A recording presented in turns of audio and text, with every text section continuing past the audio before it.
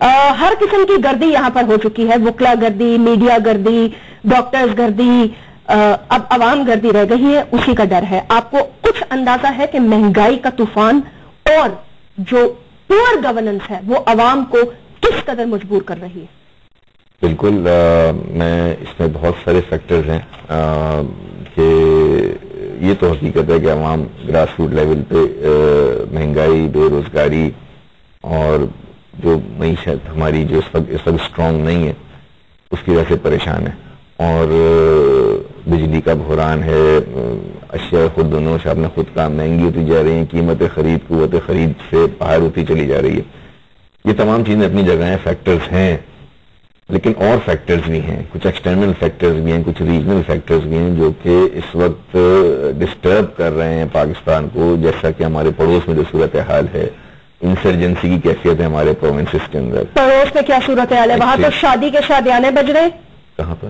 کون سے پڑوس کی بات کریں؟ بھارت کی بات کر رہے ہیں نا؟ نہیں، افغانستان کی بات کریں۔ اچھا ٹھیک ہے، وہاں کی جو صورتحال ہے وہ ہمیں افیکٹ کرتی ہے، ریجنلی ہمیں افیکٹ کرتی ہے۔ بجلی تو افغانستان سے پہلے بھی نہیں لے رہے تھے۔ آپ کے کنٹری کا میجر ریسورسز جو ہیں اس وقت آپ کی ڈیفینس پہ جا رہا ہے، کنٹری کے اندر جو فائٹ اگینسٹ ٹیررزم ہے اس پہ خرچ ہو رہا ہے، لیکن ساتھ ہی ساتھ جو پبلکلی جو محسوس کی جا رہی ہے چیز وہ یہ ہے کہ ہم دو چیزوں کو اگر الگ الگ لے کے چلیں گے تو گفتگو میں بڑا آسانی رہتی ہے کہ ایک طرف تو ہے کانسٹیٹیوشنل امینڈمنٹس، یہ بھی اپنی جگہ ضروری ہیں، ان کے بغیر بھی معاملات نہیں چلیں گے، لیکن جہاں گڈ گورننس کی بات آتی ہے اور گراس روٹ لیول پہ سروس پرووائڈ کرنے کی بات آتی ہے، میں سمجھتا ہوں کہ وہاں پہ ابھی ہمیں وہ کامیابی حاصل نہیں ہوئی، لیکن اللہ کا شکر ہے کرغزستان والی صورتحال بھی نہیں ہے ابھی یہاں پر، اور every thing is still manageable and under control.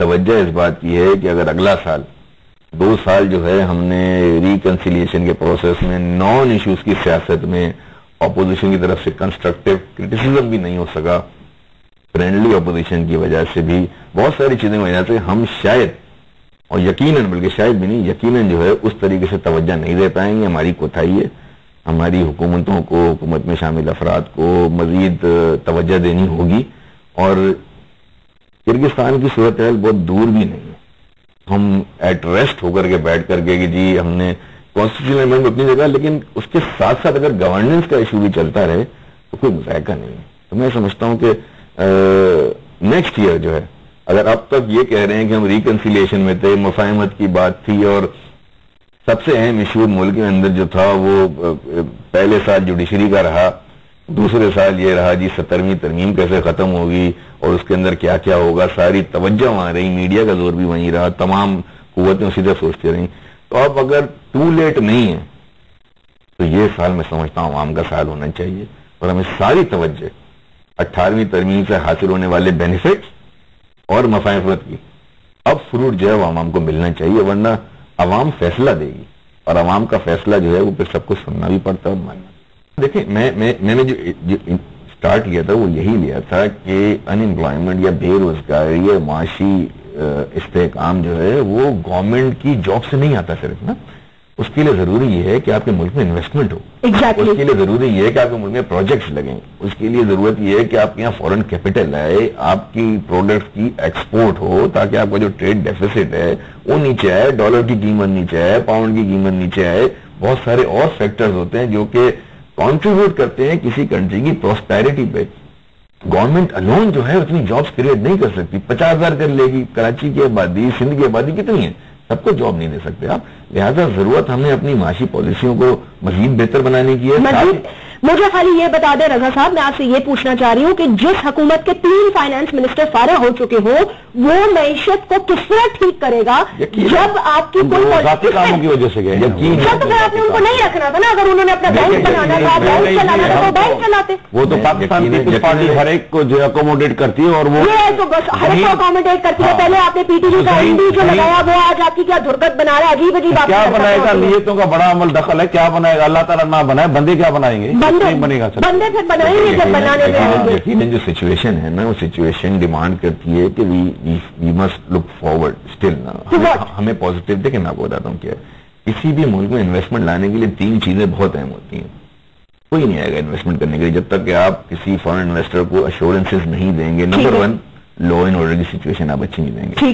Number 2 آپ اس کو یہاں پہ جو ہے وہ انصاف جوڈیشل پروسیس اچھی نہیں دیں گے. ٹھیک. نمبر 3 جو ہے آپ اس کو یہاں اپرچونٹیز کریٹ کر کے لوکل ریسورسز ہیومن ریسورسز نہیں دیں گے. اور 4 سب سے پہلے تو آپ اس کو یہ ٹرسٹ دیں گے کہ آپ کا جو آپ کی حکومت ہے وہ چلے گی, اور دوسری بات یہ ہے کہ جو آپ کے لیڈرز ہیں وہ internationally continuity of policies, economic, foreign policies, fiscal policy. میرے خیال سے مشرف کے زمانے میں سب سے زیادہ بم پھٹتے تھے, لیکن حالات اتنے خراب پھر بھی نہیں تھے. آپ کی پالیسیز جو ہے نا وہ اگر ان 3 فیکٹرز کے گرد گھومتی ہیں, پھر آپ جب فارن کیپٹل دیکھیں نا, آپ کے پاس لینڈ موجود ہے, ٹھیک, آپ کے پاس اس دنیا کا بہترین ہیومن ریسورس موجود ہے, ٹھیک. اچھا, اس کے علاوہ پھر ہم ہیومن ریسورس پروڈیوس بھی کر رہے ہیں. یہ ایاز بالکل صحیح کہہ رہے ہیں کہ 2 سال میں تقریباً 50,000 سے زائد نوجوانوں کو سندھ کے اندر صرف بینظیر بھٹو شہید یوتھ ڈیولپمنٹ پروگرام کے اندر مختلف ہنرز میں اسکلڈ کیا گیا. یہ مطلب 50,000 skilled work force, labour force موجود ہے. ہم نے آئی ٹی کے, لیکن مسئلہ یہ ہے کہ ہم پروڈیوس تو کر دیں گے, یہ جائیں گے گا. ان کا جو ڈیمانڈ ہے انڈسٹری کی طرف سے وہ تو اتنی نہیں ہے کیونکہ انڈسٹری نہیں لگ رہی, اور انڈسٹری بند ہو رہی ہے. انڈسٹریز کا حالت بہت خراب ہے. انڈسٹری دیکھیں انڈسٹری کیسے چلتی ہے, انڈسٹری چلے گی, انڈسٹریز جب چلیں گی جب ہم ان کو یہ 3 فیکٹرز کے علاوہ بجلی پرووائڈ کریں گے. مجھے یہ بتائیں رضا, آپ کے کتنے بھی ہاتھ بندے ہوں, آپ کتنے بھی مجبور ہو, فائنینسز کٹ آف ہو, ٹرسٹ ڈیفیسٹ ہو, ملک میں مارشل لا ہو, ایک آمر ہو, ڈکٹیٹر ہو, اس کے بعد بھی کراچی میں جو کام ہوا وہ نظر آ رہا ہے. کیوں نظر آ رہا ہے؟ کیا مصطفیٰ کمال کے ہاتھ باندھ رکھے تھے کسی نے؟ متحدہ قومی موومنٹ کے ہاتھ باندھ رکھے تھے کسی نے؟ تو پھر مجھے بتا دیں کہ ڈیلیورنس نہیں ہوئی اگر 5 سال میں, اور اگر کراچی میں ڈیلیور ہوا تو کیوں ہوا, کون ڈیلیور کروا رہا تھا؟ دوسری بات یہ ہے کہ میں تعزیت بھی کرنا چاہوں گی کہ مصطفیٰ کمال صاحب کی والدہ کے حوالے سے. جی بالکل, تعزیت میں ضرور پہنچاؤں گا, دیکھ رہا ہوں تک پہنچے گی بھی انشاءاللہ. اور 2-3 باتیں ہیں بڑی امپورٹنٹ ہیں. میں گفتگو سن رہا تھا, مجھے ایک بات سمجھ میں نہیں آتی کہ ہم پاکستان کی عوام کے نمائندے یہاں بیٹھے ہیں, اور جو بھی کچھ بات ہمیں کرنی ہو ہمیں پازیٹیو میسج اپنی پبلک کو دینا چاہیے, نہ صرف ٹی وی کے اوپر آ کر بلکہ ٹی وی کے پیچھے بھی جب میٹنگز کریں.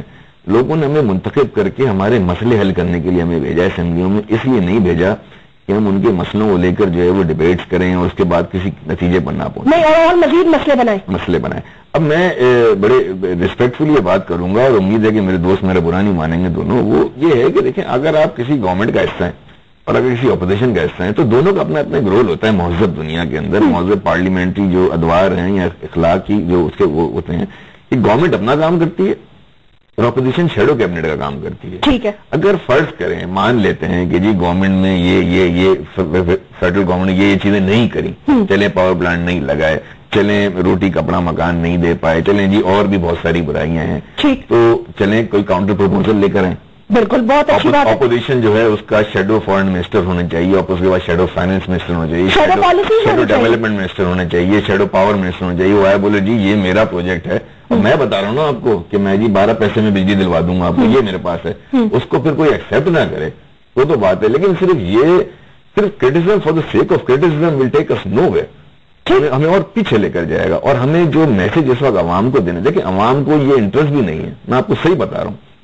جو فیملی آج بھوکا سو رہی ہے, اسے 18ویں ترمیم سے کیا انٹرسٹ ہے؟ انفارچونیٹلی اس کا تو ایشو بھی نہیں ہے نا. اس کا ایشو تو یہ ہے کہ اس کے گھر پہ کل کھانا کیسے پہنچے گا, اور اس کا ایشو یہ ہے کہ آج سے 10 سال پہلے کس نے کرپشن کری, آگے جا کے کون کرپشن کرے گا. یہ گورننس کا کام ہے, اکاؤنٹیبلٹی کے فورمز ہیں, جوڈیشری انڈیپینڈنٹ ہے, وہ اپنا رول کر رہی ہے نا.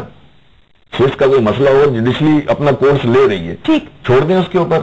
آپ آئیں ریئل ایشو سے بات کریں, ہارڈ ایشو سے بات کریں کہ آج آپ کا جو 2 بڑی سیاسی جماعتیں ہیں, امپارشل ہو کے رضا بتائیں, ان 2 بڑی سیاسی جماعتوں کے لیڈرز کبھی بھی ان 2 سالوں میں, امپارشل ہو کے بتائیے گا, 2 سیاسی جماعتوں کے لیڈرز کبھی بھی بیٹھے ہیں صرف ایک ایجنڈا لے کے کہ آج ایجنڈا یہ ہے کہ یہ ڈسکس کرنا ہے کہ پاکستان کی معاشی حالات کیسے بہتر بنائے جائیں گے. یہ جب ملے ہیں جج کے مسئلے پہ, یہ جب ملے ہیں صدر کے مسئلے پہ, یہ جب ملے ہیں عدالت کے مسئلے پہ. اسمبلی کے اندر کوئی ایک میں تو کہا نا پروڈکٹیو ایسی کوئی ڈیبیٹ مجھے بتائیے, مجھے کوئی ایک ایسی ریلی بتائیے جو نکالی گئی ہو, جس کے اندر کے عوام کے ایشوز کو ہائی لائٹ کیا ہو اور اس کو لیڈرز نے لیڈ کیا ہو.